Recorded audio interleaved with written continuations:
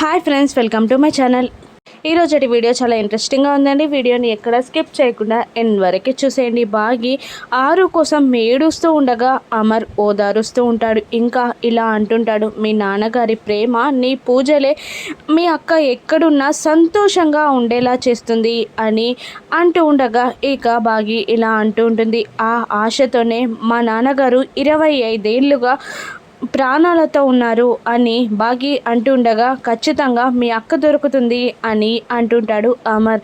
అవునండి, మా అక్క దొరికి మా కళ్ళ ముందుకు వచ్చాక మా నాన్నగారు ఒక్కసారి మా అక్కని చూసి ప్రేమగా మాట్లాడితేనే తప్ప ఆయన మనిషి గారు అని అంటూ ఉంటుంది బాగి. ఇక అమర్ కూడా ఆ రోజులు తొందరలోనే వస్తాయిలే మిస్సమ్మ పద అని అంటూ బాగిని తీసుకొని అక్కడి నుండి వెళ్ళిపోతాడు. ఇక ఆరు ఆ అనాథాశ్రమాన్ని బాగిని చూసి చాలా బాధపడుతూ ఉంటుంది. అప్పుడే గుప్తా గారు ఆరు పక్కన ప్రత్యక్షమవుతారు. ఇక ఇలా అంటూ ఉంటారు, గుప్తా గారు నువ్వు ఎక్కువ టైం ఇక్కడ ఉండడానికి వీల్లేదు, వెళ్దాం పదా అని అంటుండగా, చాలా రోజులైంది గుప్తా గారు ఈ ఆశ్రమానికి వచ్చి. చిన్నప్పుడు ఇదే నా ఇల్లు, నా లోకం, ఈ ప్లే గ్రౌండే మా ప్రపంచం, కాసేపు ఇక్కడే ఉండనివ్వండి గుప్తా గారు అని అంటూ, ఇంతకీ ఆయన ఇక్కడికి ఎందుకు తీసుకొచ్చినట్టు అని అడుగుతూ ఉంటుంది ఆరు. అతని కారణాలు అతనికి ఉన్నాయి అని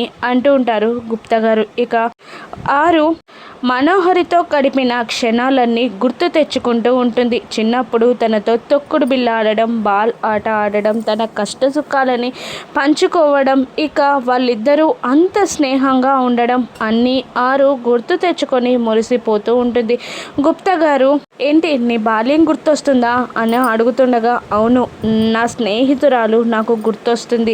చిన్నప్పుడు నేను మను ఎంత సంతోషంగా ఉండేవాళ్ళమో తెలుసా అని అంటూ ఉంటుంది ఆరు. అప్పుడే మను కోపంగా అక్కడే ఉన్న బెంచ్ పైన కూర్చొని అక్కడ బెంచ్కున్న హ్యాండిల్ పైన కొడుతూ ఉంటుంది. మనోహరి తన గతాన్ని గుర్తు తెచ్చుకుంటూ ఉంటుంది. మనోహరి పెళ్లి చూపులకి అమర్ వస్తాడు, కానీ అమర్ అడిగిన ప్రశ్నలకి మనోహరి కాకుండా ఆరు సమాధానం చెప్పడంతో, ఆరు నాకు నచ్చింది అంటూ ఆరుని తీసుకొని పెళ్లి చేసుకొని వెళ్ళిపోతాడు అమర్. ఇక వాళ్ళ పెళ్లి సంఘటనలు అన్నీ గుర్తు తెచ్చుకుంటూ ఉంటుంది మను. నన్ను కాకుండా నా జీవితంలోకి నువ్వు వెళ్ళావు కదా అని అంటూ ఆరు మీద పగ పెంచుకుంటూ ఉంటుంది మను. అప్పటి నుండే ఆరు పైన పగ మొదలవుతుంది మనుకి. అనాథాశ్రమంలో ఒంటరిగా మిగిలిపోతుంది మను. ఇక ఎలా సంతోషంగా ఉండగలను, నా సంతోషమైన జీవితాన్ని అమర్ని పిల్లలతో నువ్వు గడుపుతూ ఉంటే నేనెలా సుఖంగా ఉండగలను, నువ్వే తలుచుకుంటూ ఉన్నాను, నీ మీద కోపం ఇప్పుడు పగగా మారింది ఆరు అని ఫోటోని చూస్తూ అండుకుండగా అక్కడికి సరస్వతి వార్డెన్ వచ్చి ఇలా అంటూ ఉంటుంది, ఇంకా ఎన్నాళ్ళు ఇలాగే ఉంటావు మనోహరి, ఆరుకి పెళ్ళి అయిపోయి చాలా రోజులు అవుతుంది, ఇంకా తననే తలుచుకుంటున్నావా, ఎప్పటికైనా మీరిద్దరూ విడిపోవాల్సిన వాళ్ళే కదా అని అంటూ ఉంటుంది సరస్వతి వార్డెన్. అప్పుడు అవును మేడం, అదే ఆలోచిస్తున్నాను, నేను కొద్ది రోజులు కోల్కతా వెళ్ళిపోతాను అని సరస్వతి వార్డెన్కి మను చెప్తూ ఉంటుంది. అక్కడ ఎలా ఉంటావు ఒంటరిగా అంటే, ఒంటరిగా ఉండడమే బెటర్ మేడం అని అంటూ సమాధానం చెప్పకుండా వెళ్ళిపోతుంది మను. మను చెప్పిన ప్రకారమే కోల్కతా వెళ్ళిపోతుంది మను. ఇక ఆ లాయర్తో రణ్వీర్ కూడా తన గతం అంతా చెప్తూ ఉంటాడు. ఆ ఒక్కరోజు ఆ రాక్షసి నా కంట పడకుంటే అయిపోయేది అని అంటూ జరిగింది చెప్పడం స్టార్ట్ చేస్తాడు లాయర్కి రణ్వీర్. అప్పుడు కార్లో రణ్వీర్ వస్తూ ఉండగా ఇక తన కార్ ఒక ఆడ మనిషిని గుర్తేస్తుంది. ఆ ఆడ మనిషి కింద పడిపోతుంది. ఆమె ఎవరో కాదు, మనోహరియే. అయ్యో, దెబ్బ తగిలిందా అని అంటూ రణ్వీర్ కిందికి దిగి మనుని పైకి లేపి హాస్పిటల్కి తీసుకెళ్తాను అని అంటూ హాస్పిటల్కి తీసుకెళ్తాడు. ఇక వాళ్ళ పరిచయం ప్రేమగా మారుతుంది.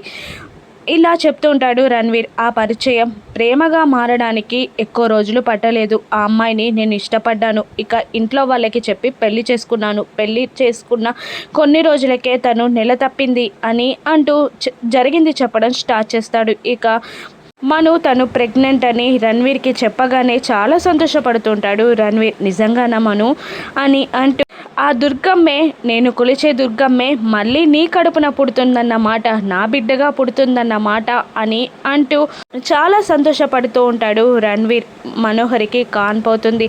రణ్వీర్ అనుకున్నట్టే ఆడపిల్ల పుడుతుంది. ఇక ఫస్ట్ టైం నేను నా కూతుర్ని ఎత్తుకోవడం నాకు ఇంకా గుర్తుంది లాయర్ అని అంటూ బాధపడుతూ ఉంటాడు రణ్వీర్. ఇక ఆ తర్వాత నా కూతురు నా జీవితంలోకి వచ్చాక కొత్త రణ్వీర్ వచ్చాడు, నా జీవితమే ఆనందంగా మారిపోయింది అని అంటూ చెప్పడం స్టార్ట్ చేస్తాడు. ఇక మనోహరి కూడా బెంచ్ పైన కూర్చొని ఇంకా ఇలా మాట్లాడుతూ ఉంటుంది. నాకు ఇష్టం లేని పెళ్ళి, నువ్వు పెళ్ళి చేసుకుంటాను అని అంటే కూడా నీకు అడ్డు చెప్పలేకపోయాను. అమర్ మీద కోపం, ఆ 6 పైన పగ నిన్ను అడ్డుకోనివ్వలేదు. నువ్వు నన్ను ప్రేమించాను అన్నావు కదా, నా మనసు నీకు తెలియలేదా? నేను మోసం చేశాను అని నువ్వు అనుకుంటే నేను తప్పు చేసిన దాన్నైతే నువ్వు కూడా తప్పు చేసినట్టే రణ్వీర్. అది నీ తలరాత, నేనేం చెయ్యలేను అని మను తనని తాను సమర్థించుకుంటూ ఉంటుంది. ఇక నాకు ఇష్టం లేని పెళ్ళి, ఇష్టం లేని భర్త, ఇష్టం లేని బిడ్డ, అందుకే నా జీవితాన్ని నేను వెతుక్కుంటూ వచ్చేసాను. అమర్ని దాటి నేను భవిష్యత్తుని చూడలేకపోయాను. అక్కడున్నా కూడా వీళ్ళిద్దరూ ఎంత సంతోషంగా ఉన్నారనేదే నా బాధ. అందుకే నా అమర్ని వెతుక్కుంటూ నేను వచ్చేసాను అని మనోహరి తనలో తాను మాట్లాడుకుంటూ ఉంటుంది. ఇక పిల్లలందరితో ఆ అనాథ పిల్లలకి బుక్స్, బట్టలు, బిస్కెట్స్, చాక్లెట్స్ అన్నీ ఇప్పిస్తూ ఉంటుంది బాగి. ఇక అంజు కొందరికి బట్టలు ఇచ్చాక వెళ్ళి డల్గా కూర్చుంటుంది. ఇక ఏమైంది అని బాగి కళ్ళతోటే అమర్ని అడుగుతుండగా, నాకు తెలీదు అని అమర్ అంటుంటాడు. వెళ్ళి చూడండి అని బాగి కళ్ళతోనే చెప్తుండగా ఇక అమర్ వచ్చి అంజు పక్కన కూర్చుంటాడు. ఇక ఏమైంది తల్లి అని అంటుండగా, ఆ పిల్లల్ని చూస్తుంటే నాకు చాలా బాధగా అనిపిస్తుంది డాడ్. నాకు ఒక అమ్మ లేకుంటేనే ఎంతలా సఫర్ అవుతున్నాను, ఎంతలా బాధపడుతున్నాను. కానీ వాళ్ళిద్దరికీ అమ్మ నాన్న ఎవరూ లేరు కదా, పాపం కదా. నేను అసలు నిజంగా లక్కీ. నాకు మీరు, నానమ్మ, తాతయ్య, రాతోడ్ అందరూ ఉన్నారు. కానీ పాపం వాళ్ళకి ఎవరూ లేరు. నిజంగా నేను అనాథనైతే అని అంటూ, అమ్మో ఆ ఆలోచనే నేను తట్టుకోలేకపోతున్నాను డాడ్ అని అంటూ ఉంటుంది అంజు. ఇక ఆ మాటలు వినగానే అమర్ కూడా చాలా బాధపడుతూ ఉంటాడు. ఆరు ఆ మాటలు విని ఏడుస్తూ పక్కకి వెళ్ళిపోతుంది. ఇక బాగి కూడా ఆ మాటలు విని ఏమైంది అంజు అలా అనగానే ఆయన ఎందుకు అలా అయిపోయారు అని రాథోడ్ని అడుగుతుండగా, రాథోడ్ ఏం లేదు మేడం గారు గుర్తొచ్చినట్టున్నారు అని మాట మారుస్తూ ఉంటాడు రాథోడ్ కూడా. ఇక ఆరు ఏడుస్తూ ఉండగా ఇక గుప్తా గారు వచ్చి ఏం జరిగింది, నీ మనసులో దాచున్న రహస్యం ఏంటో నాకు చెప్తావా అని అడుగుతుంటాడు. ఏం లేదు అని ఆరు మాట మారుస్తుండగా, నీ చిన్న కూతురు అంజు అనాథ అయ్యుండి ఇంకొక మంది అనాథల గురించి మాట్లాడుతుండగా నువ్వు బాధపడుతున్నావా బాలిక అని గుప్తా గారు అనగానే ఇక ఆరు షాక్ అవుతూ గుప్తా గారి వైపు చూస్తూ ఉంటుంది. ఏంటి నీ చిన్న కూతురు అనాథ అని నాకెలా తెలిసింది అనుకుంటున్నావా? భూత భవిష్యత్ వర్తమానాలు తెలిసిన వాడిని ఆ మాత్రం నాకు తెలీదా? నీకు నీ పతిదేవునికి ఆ నిండుకుండ రత్తడికి తప్ప ఈ విషయం ఎవరికీ తెలియదు అని అంటూ ఉంటారు గుప్తా గారు. ఇక మళ్ళీ ఆరు చెప్పడం స్టార్ట్ చేస్తుంది. అవును, ఒక బంధం కోసం వెతుక్కుంటూ వస్తుంటే మా జీవితం మలుపు తిరుగుతుందని మేము అనుకోలేదు అంటూ ఆరు కూడా గతం గుర్తు చేసుకుంటూ ఉంటుంది. మనోహరిని వెతుక్కుంటూ అమ్మ అనాథాశ్రమానికి వచ్చి సరస్వతి మేడంని ఎంక్వైరీ చేస్తుండగా తను కోల్కతా వెళ్ళిపోయిందని చెప్పేస్తూ ఉంటుంది. అయినా నిన్ను వదిలిపెట్టి వెళ్ళిపోయిన స్నేహితురాలు కోసం నువ్వెందుకు వెతుకుతున్నావు అని సరస్వతి వార్డెన్ అడుగుతూ ఉండగా, తను చిన్నప్పటి నుండి నాతోనే ఉంది, తనకి కోపంగా ఉంటే నేనైనా సముదాయించాలి కదా అని అంటూ ఉండగా, కోల్కతాలో మదర్ తెరిసా ఆశ్రమంలో మనోహరిని చూసినట్టు నాకు ఇన్ఫర్మేషన్ వచ్చింది అని అనగానే, అలాగే నేను అక్కడికి వెళ్తాను అని ఆరు అంటుంటుంది. మనోహరి కలిస్తే నాకు కూడా చెప్పు అని సరస్వతి వార్డెన్ అనగానే అలాగే అంటూ వాళ్ళు మదర్ తెరీసా ఆశ్రమానికి బయలుదేరుతాడు. ఇక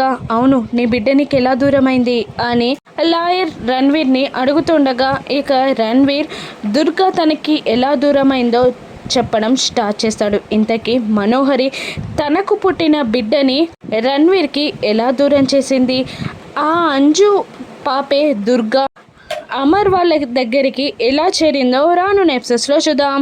ఆ నిజం బయటపడుతుందా, ఇక అంజు దుర్గాలా మారి రణ్వీర్ దగ్గరికి వెళ్ళనుందా, మనోహరి రణ్వీర్ దుర్గా కలిసి ఉంటారా, రాను ఎపిసోడ్స్లో చూద్దాం. Thank you for watching.